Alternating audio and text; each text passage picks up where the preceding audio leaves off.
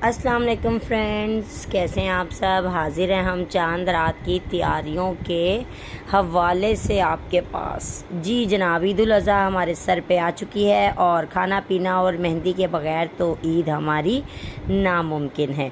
मेरे बहुत ही close friends हैं, उन्होंने खुद उनकी सिस्टर और उनकी बच्चियों ने लगवानी थी मेहंदी। उन्होंने मुझसे रब्ता किया क्योंकि मेरा एक छोटा सा सैलून है जो कि मैंने अपने घर पर ही ग्राउंड फ्लोर पर रेडी किया हुआ है। और माशाल्लाह मेरे बहुत से कस्टमर्स हैं जिनके साथ मैंने ईद अपनी गुजारनी थी। सबसे पहले कस्टमर थे मेरे जिन्होंने मेहंदी लगवानी थी, वो भी चांद रात आने से थोड़ी देर पहले। हमने साथ साथ अपने घर का काम भी करना था और मेहंदी भी हमें आ गई। मैंने अपने लेट हस्बैंड की कज़न इकरा को इनवाइट किया कि वो प्लीज़ मेरे कस्टमर्स को आके मेहंदी लगाएं। और माशाल्लाह इकरा ने मेरी खातिर अपने तमाम काम छोड़कर आने की हामी भर ली। इकरा ने आते ही मेहंदी लगाना स्टार्ट की, जो कि मेरी कस्टमर बाजी को बहुत पसंद आई और उन्होंने अपनी बहन और अपनी बेटियों को मेहंदी लगवाने के बाद डिसीजन लिया कि उन्हें भी मेहंदी लगवा लेनी चाहिए। मैंने उनको पार्लर में नहीं मेहंदी लगवाने दी। मैंने उन्हें कहा कि आप ऊपर मेरे रूम में आ जाएं ताकि हम साथ साथ कुकिंग भी कर लें और साथ साथ मेहंदी भी लगवा लें। तो हमने जल्दी जल्दी मेहंदी लगवाई और साथ साथ किचन का काम भी संभाला।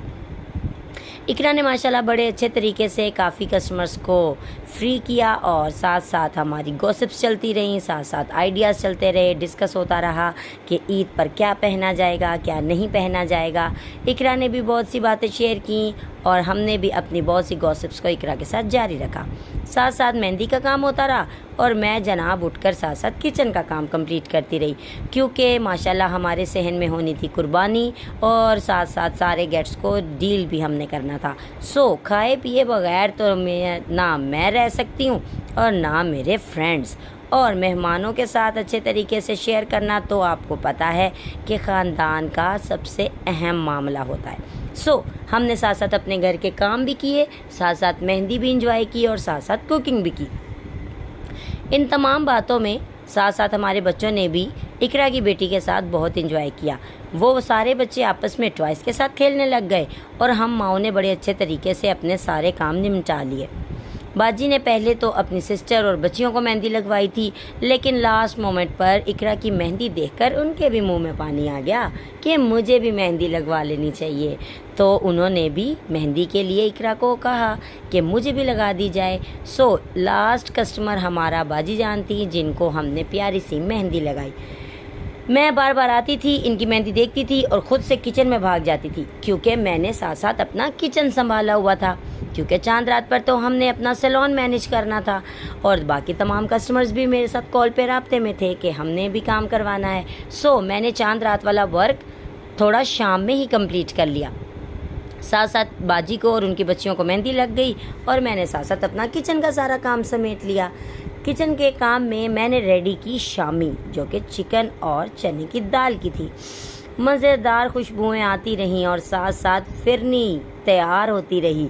बाजी जान ने मेहंदी की खुशबू को एंजॉय करने के साथ साथ फिरनी और शामी की खुशबू को भी एंजॉय किया और मैंने साथ साथ अपना सारा काम कंप्लीट कर लिया। और मेहंदी कंप्लीट होने के बाद मैंने उनको शामी और खीर टेस्ट करवाई। अब मैं आपको शामी की डिटेल दूंगी। शामी में सबसे पहले मैंने चूल्हे पर तैयार होने वाला मिक्सचर को कर लिया रेडी और साथ साथ ही मेरी फिरनी जो कि रेडी हो रही थी। आलमंड्स और पिस्ताशो को क्रश किया और शामी में ऐड हुआ coriander, crumbs and beautiful eggs. इन तमाम के मिक्सचर के बाद हमने शामी में अनियंस और गरम मसाला जो है वो ऐड किया था और इसको ब्यूटीफुल तरीके से अच्छी तरह मधोल लिया था, क्योंकि मधोलना इसका सबसे इम्पॉर्टेंट काम है। जितनी देर में शामी रेडी हुई उधर जी मेरी फ्रेंड्स की मेहंदी कंप्लीट हो गई और फिरनी कंप्लीट होने के बाद सबसे खूबसूरत मरहला पतीला साफ़ करना होता है, जो कि मेरा सबसे पसंदीदा काम है। फिरनी को तमाम बाउल्स में डेकोरेट करने के बाद मैंने अमजद को मिस करते हुए अकेले इस पतीले की सफाई की, क्योंकि अमजद और मैं गार्निशिंग और डेकोरेशन के बाद पतीले में से बहुत मज़े ले के फिरनी खाते थे।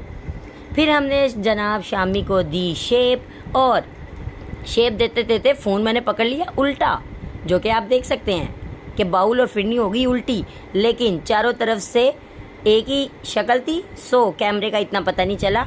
आप भी ना फील करें, आप सिर्फ फिरनी पे फोकस करें, क्योंकि हमने बेहतरीन गार्निशिंग के साथ ये सबसे बड़ा बाउल रेडी करना था अम्मी दादों के लिए। ये मेरे ससुराल वालों का गिफ्ट होता है जो कि मैंने उनके साथ शेयर करना होता है। और खाना पीना मुकम्मल होने के बाद हम पहुँचे नीचे। जब हम नीचे गली में पहुँचे तो हमने क्या देखा, ओह हमारी ननंद की बेटी सज्जल और मेरा बेटा फुरकान खूबसूरत तरीके से मेमो का गन साफ करते हुए और हम बहुत ज़्यादा खुश हुए कि ये जो सज्जल की बच्ची है ना, ये किसी का कहना नहीं मानती थी, लेकिन यहाँ पर पता नहीं अपने फुरकान भैया का कहना कैसे मान लिया और सफाई शुरू कर दी। लो जी, मोहम्मद अहमद मलिक साहब ने सल्लू पापा के बकरे को मदोलना शुरू किया, जैसे कि मैंने शामी को मदोला था। और अहमद ने बहुत सी शरारतें की। ये हमारा आखिरी दिन था क्योंकि सुबह हो जानी है कुर्बानी। तो जी, हम इंशाल्लाह नेक्स्ट व्लॉग में आपके साथ मुलाकात करेंगे। टिल देन, अल्लाह हाफिज़।